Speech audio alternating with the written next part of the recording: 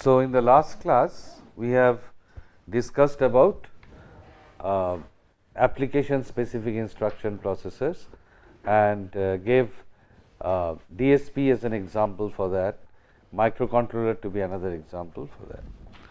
Now, today we will be discussing about another extreme, that is single purpose processor. Okay. Now, the single purpose processors are essentially designed for only one purpose, and it is not expected that it will be applied to other applications. So, if we look at this our earlier example of just adding an array of numbers, like say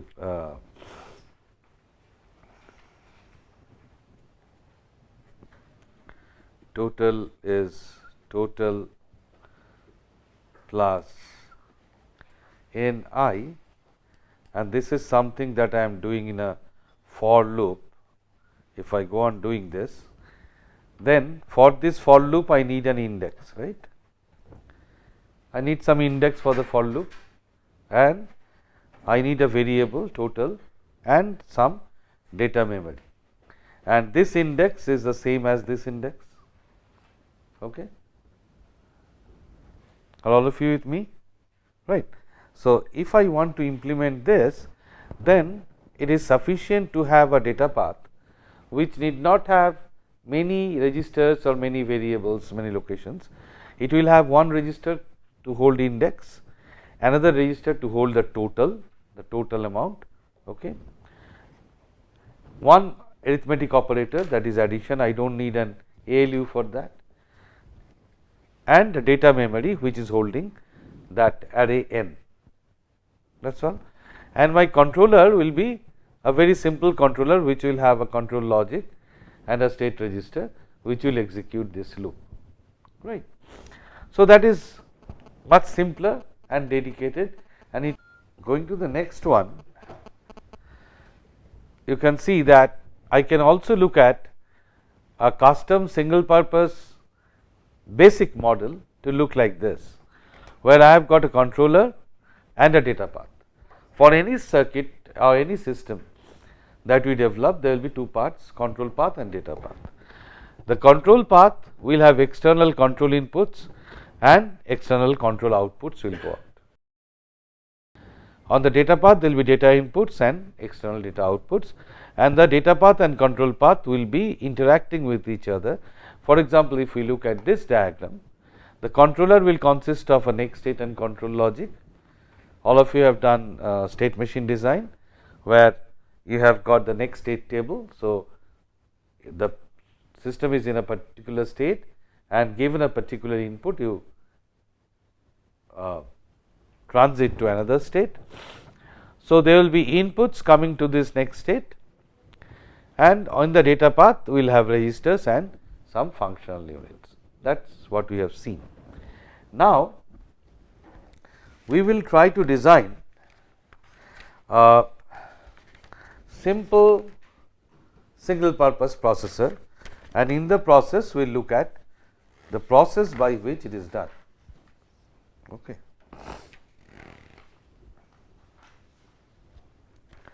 Suppose we want to design a GCD, all of you know, or HCF, greatest common divisor, which will have two inputs x and y, and will produce z, which is the GCD of x and y, and we will start finding the GCD when there is a control command go, right. So, if that be that is my function, that is what I want to do, or you can also say that is the behavior of the whole thing that I want to achieve. So, I can describe that in the form of an algorithm as is shown here. All of you try to follow. When I write int pq, that means I am talking of some internal registers p and q, internal variables. While 1 means always true, right. So it will be in an infinite loop, right? You remember while loop. So while 1 means it will go on. While not go, that means go signal has not been put. So there is a semicolon here, that means it is waiting here, or it's looping here. It's actually looping here, right? On go, what is being done? The internal variable p is getting x and internal variable q is getting y. Okay? Clear? Now, while p is not equal to q, how do we find out the GCD? I will go on dividing it till it divides perfectly, right. So, while p is not equal to q, if p is less than q, then q is being made q minus p, else p is being made p minus q, and this goes on. Is this algorithm clear to all of you? Clear? All of you? Just to say 15 and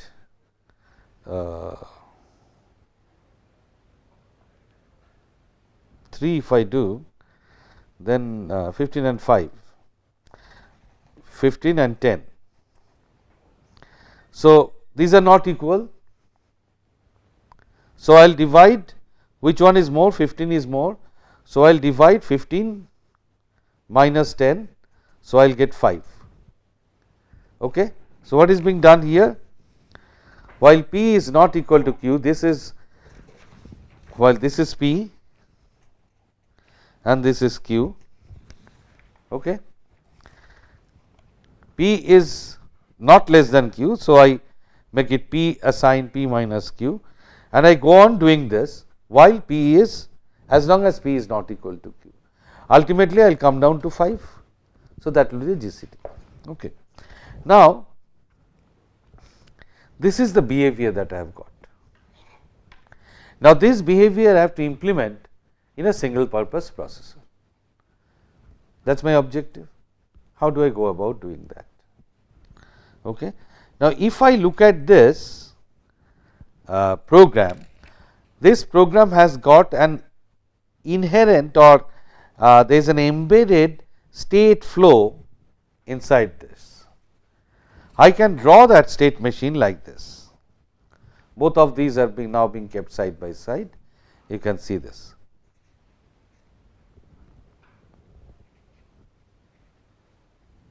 Okay. Now, let us look at this a little bit. I am starting, say this declaration part you forget, that is just a declaration. Now, this is state 1. While 1, I am entering the machine, and while not 1, I am going out to some other state, right. And then here I am checking go. While not go, as long as it is not go, what is happening? Is going to 2 dash and is again coming back to this. I could have done it in a self loop also, but I have just, since this transition is being explicitly checked, I am creating another auxiliary state for this. So, it goes like this. If it be go, then I am coming to this state 3. And what is being done in state 3? In this program you can see x is being assigned to p, and then I am going to state 4, and there is no event that is driving this transition. What does it mean? That means it is at the next clock it is going there, right, or it can be that as soon as it is complete it is going there, and then I assign y to q. Now, I come to state 5. In state 5, what I am doing?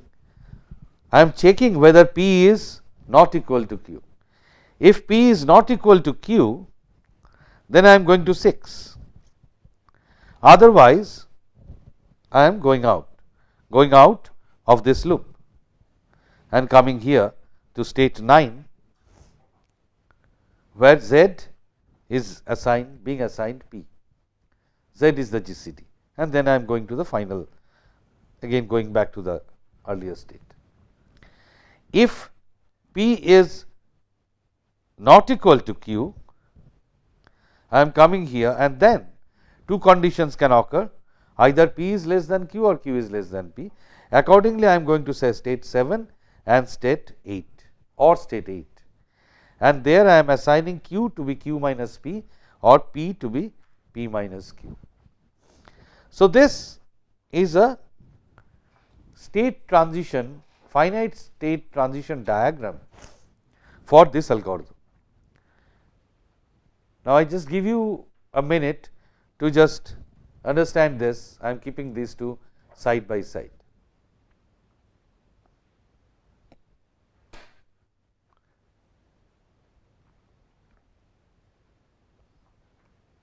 Is okay? Now, here what is this diagram that I have drawn? What is this? No, it is not state. It is a finite state machine, but what is a finite state machine? All of you know what a finite state machine is, right?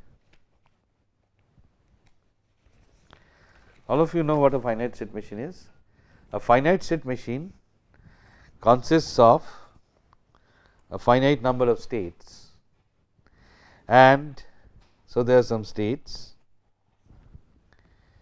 there are some states are, there are some inputs, all right, there are some outputs, and there are two types of functions. What are the functions?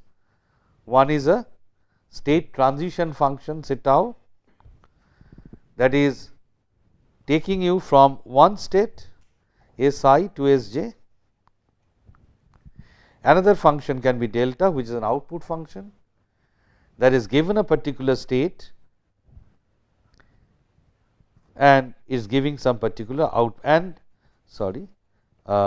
some state and some input, maybe it will give some output, right.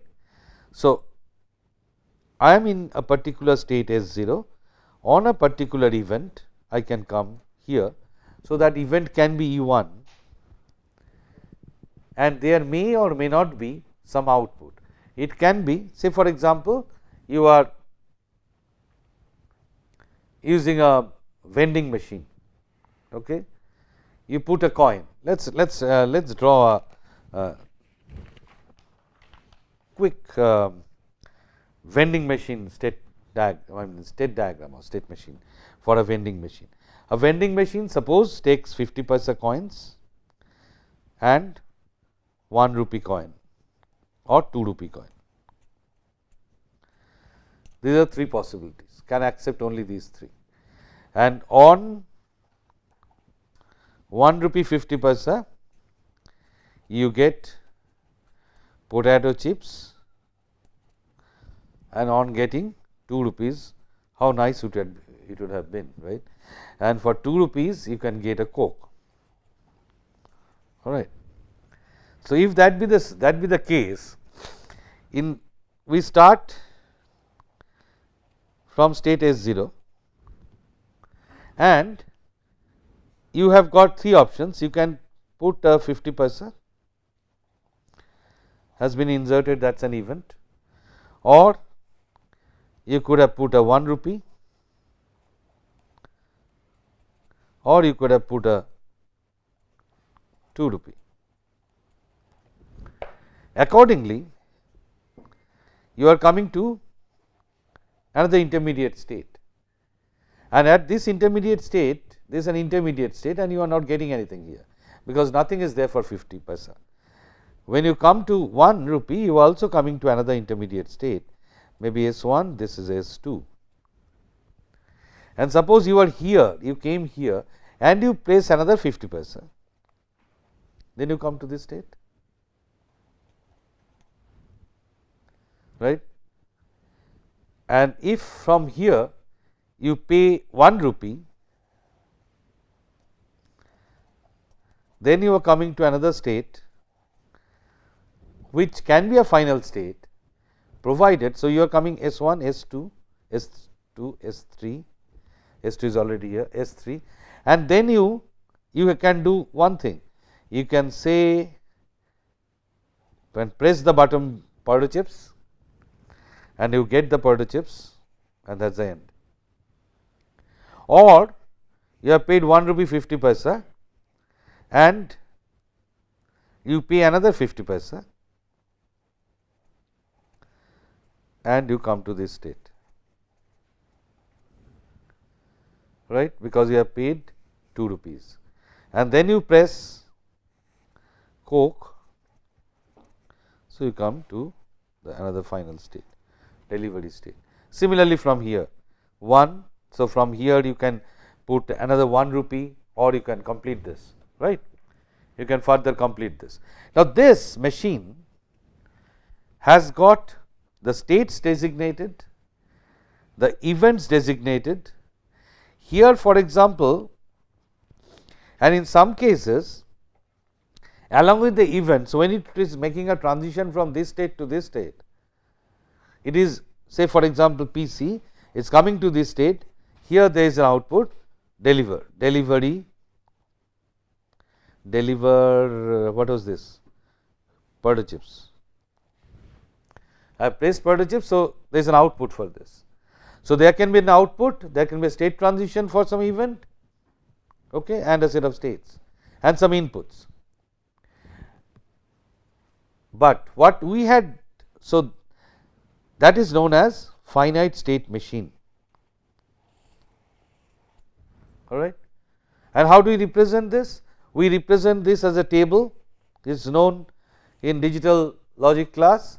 We make it as a table. Each of these states, how many states we have here? 1, 2, 3, 4, 5, 6, 7, maybe 8, whatever. I have to encode each of these states. We will do that, and accordingly we will have a table that if this be my present state and this is the input, then this will be the next state. In that way there will be table, and from this table I can design the controller. This is a basic digital electronics or switching circuits knowledge, right. The point of distinction that I want to draw is that here we have got an FSM, but the diagram that I have drawn here has got something more. If you look at this, you can see that I have not only put the states, but I have also put in the data that is being exchanged or data that is being assigned, right. So, this is known as finite state machine with data. This has got a separate name. Can you see that these are the events, fine, but here all these blue ones are basically data. Typically in an FSM we do not show data. Here we are showing both data. Here we are showing only states, but if we include data here, like the one, this is known as FSMD, finite state machine with data. Okay. In other words, whenever we design a system, as we have shown that there are two parts, one is the control path as a data path, right. Now, for the control path we can have the control flow graph. For example, let me elaborate on this a little bit more.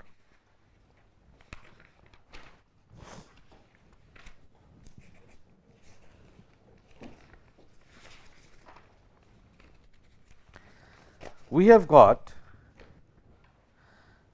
control path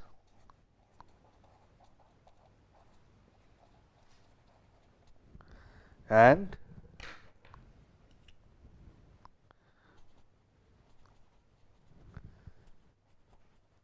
data path, right. You know that control data path consists of the data elements, multiplexers, connections, and etc. Control path is, for example, if I draw a flow chart, That flowchart is nothing but a control path.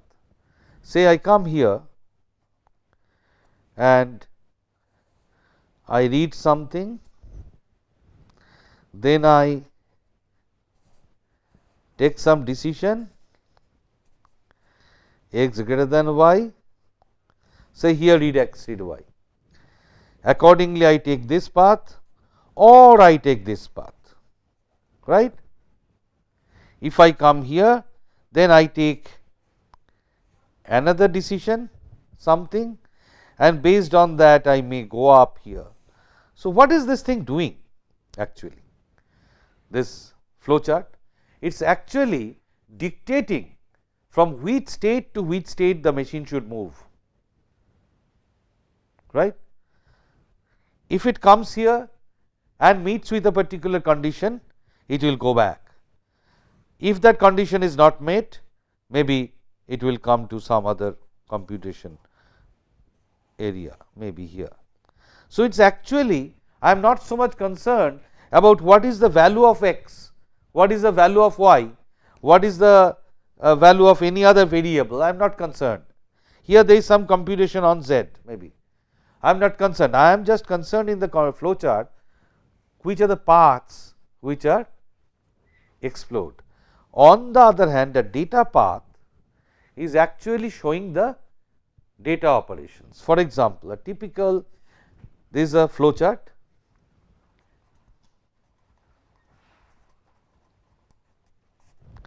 and here I can say it is a data flow graph, DFG typically can be like this. Suppose there is some x, do not bother, do not confuse with this x, okay. Let me give it some other name, P, Q,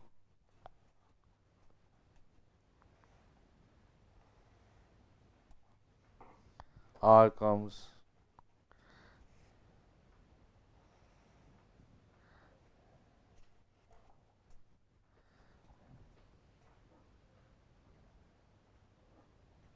suppose this is a data flow. That means, I have got what are there? I have got some operators, multiplier, adder, divider, and the data flows like this. When will this be activated, this division? I do not know as yet. Whenever this will come, now there was, now we do not hear about that so much. There was a particular type of architecture that was proposed and became very popular, that was known as data flow architecture, where they said that we really do not need the controller, okay. As and when the data is available, it will fire. So, this operator, as soon as it gets P times Q plus R available here and S available here, this division will fire. As soon as P is available, Q is available, then this will fire.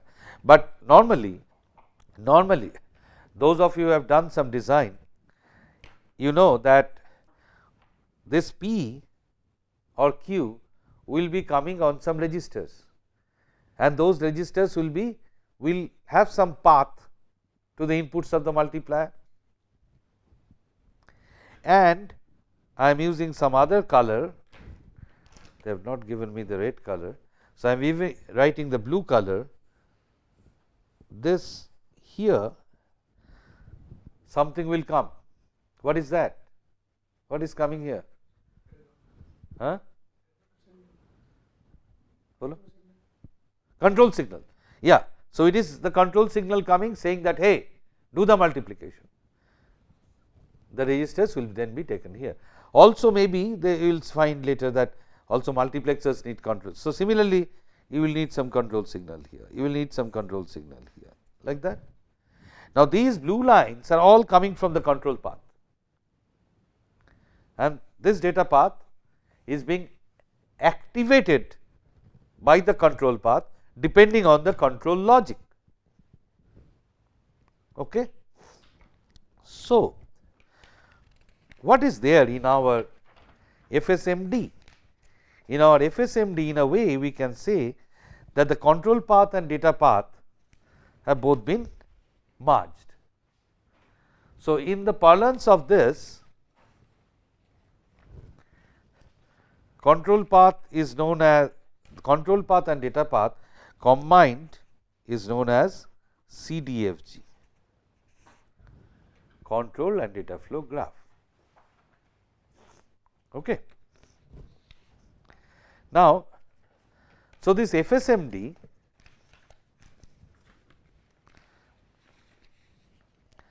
so we have got an FSMD here, right. Now, given this FSMD, so once again let us revise. We started from this diagram that we have to design this GCD. We had the detailed behavior of the GCD, fine. From there we have developed this FSMD. Okay. Now, we have to design the data path and we will have to design the control path. Okay. So, let us keep this here. While we design the data path, so the data path or the whole GCD will be something like this, x and y will be the inputs and z will be the output, right. So, we can very well first of all for the different variables that we have, can you identify the variables here? P and Q are the internal variables, x, y and z are outside. So, we will allocate 2 registers for them. Next thing, we will allocate 2 registers. Next, we will allocate operators. Okay. So, the first thing that we allocate is the register, then the operator. What are the operators? Here you can see. What are the operators?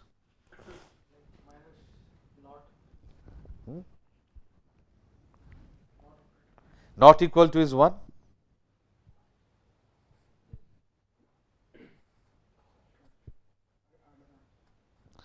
Let me mark in this way the operators. Not equal to is 1. What else? Before that, less than is there. Huh? Yeah, whether we will do it to the comparator, that will decide, but it is a function and that function is a less than function, right. What else is there? There are 2 subtractors, 2 places. So, I am not optimizing, I am just keeping one subtractor here, another subtractor here, right. So, we start with this. Next, what should we do? Now, the ports will have to be connected. Now, if I want to connect the ports, how do I connect the ports here? Where will the say this x will have to come to the input of this P, right, because I have to have x being assigned to P. So, should I directly put that x to P?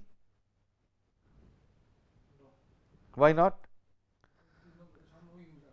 Huh? Yeah, because this P can sometimes have P as the right hand side, you can see here, can have P minus Q, can have X. So, very good, I will need a multiplexer here. Since I do not have different colors, let me put a different shape here. I will need 2 multiplexers. These are the 2 multiplexers for this, right. So, this x will come to this multiplexer, this y will come to this multiplexer, and the output of this will come to this P, and the output of this will come here, right. Now, this multiplexer can have must be say this multiplexer will have another input, that is what can you tell me what, how do you interconnect this multiplexer? The output of the subtractor will have to go there, right? Why? P minus Q is going to P. So,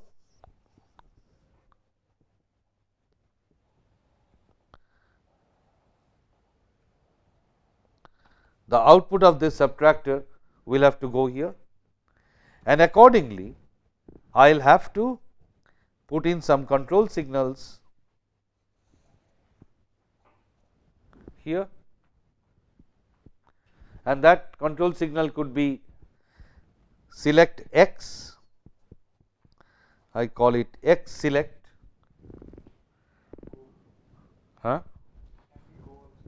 where go is coming at the beginning, I am not showing go here. Right.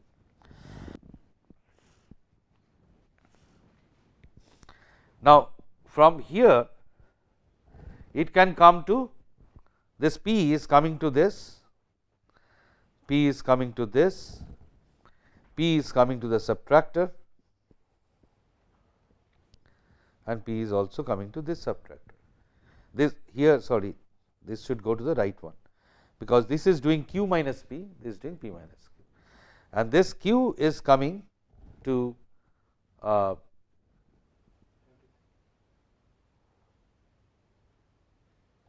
here as well as sorry, yeah, it's also coming here, it will come here also, right, and here also which one should come, this entire thing, this thing will also come here, everything is coming everywhere, all right, we get the interconnection, and we will have an element that is for the output that will come out, that will come at the end, right. Now, so from here I have just shown one this thing, control signal. Similarly, it could be Y select, this path can go to Y select,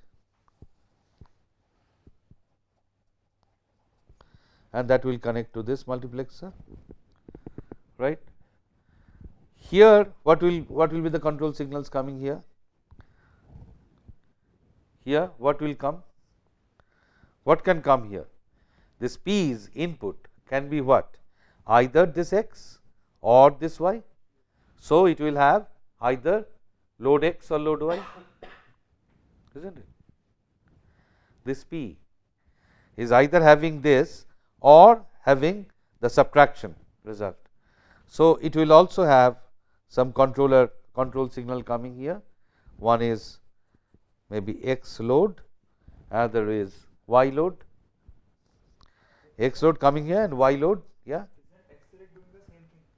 Y load is actually going there, here, right, is going there, this one is going there, that one, okay. And from here I am getting different information.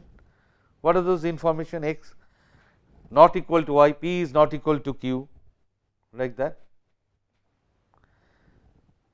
Actually, I have done some mistake, you see.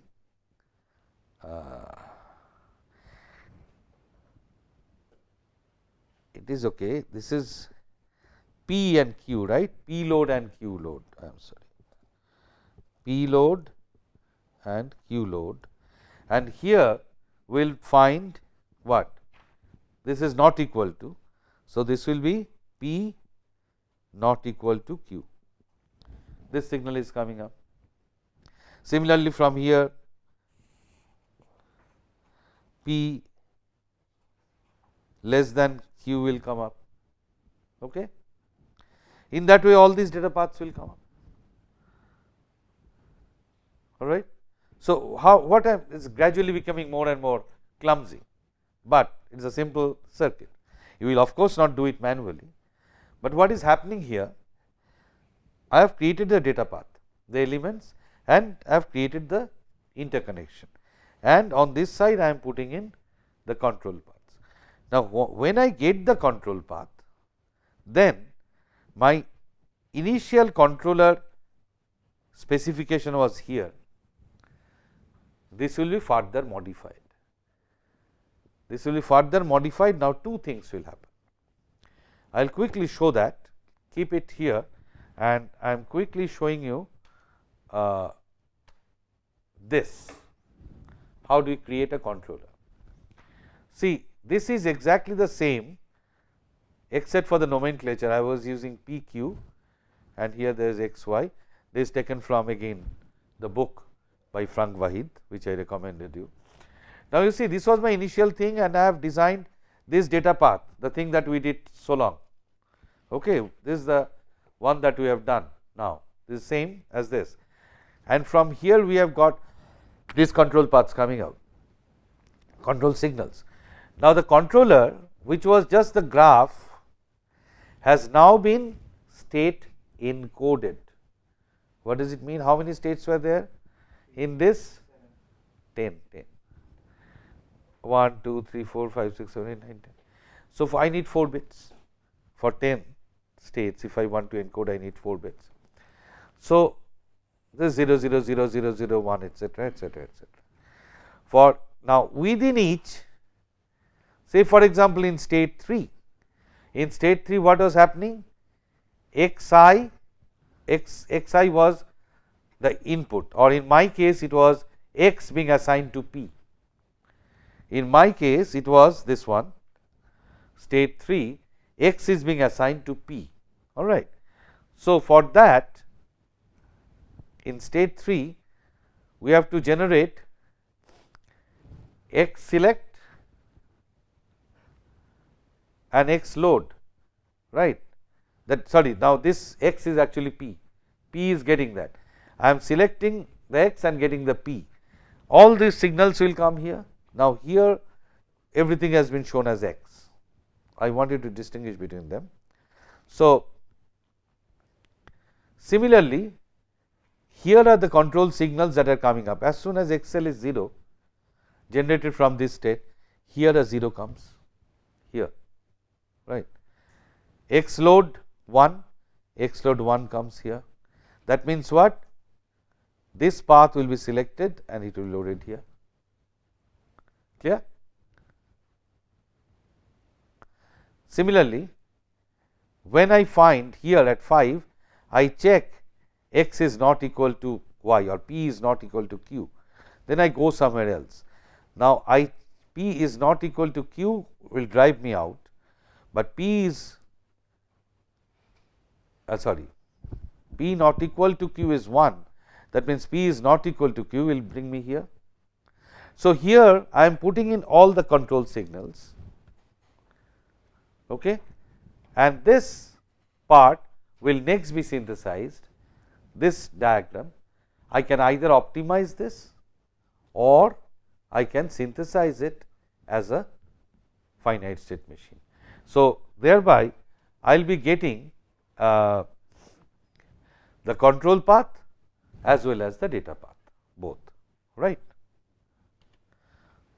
Okay. So, what are the steps that we have seen today? The steps are, first we start with the functional diagram like this, okay,